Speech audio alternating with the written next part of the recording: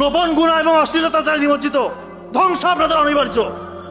এখন আমি একটা কথা বারবার বলি, এমন কোন স্টেজের স্টুডেন্ট নাই আমাকে ফোন দিয়ে কান্নাকাটি করে না যে গোপন গুনাহে লিপ্ত না বুঝে করে ফেলেছে, আজকে জীবন হেল হয়ে গিয়েছে, তার স্মৃতিশক্তি কাজ করে না, তার চেহারা উজ্জ্বলতা নাই, চুল পড়ে যাচ্ছে, বিয়ের পরে সংসারগুলো টিকতেছে না।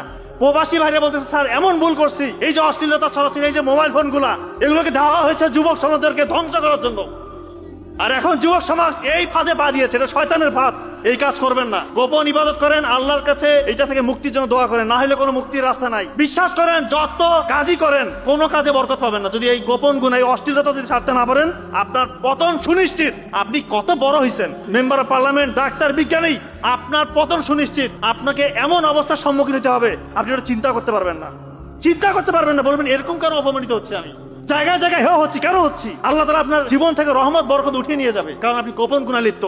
দয়া করে গোপন গুনাহ ছেড়ে দেন, গোপন ইবাদত করেন, আল্লাহ তাআলা আপনাকে আকাশচুম্বী সাফল্য দেখাবে ইনশাআল্লাহ।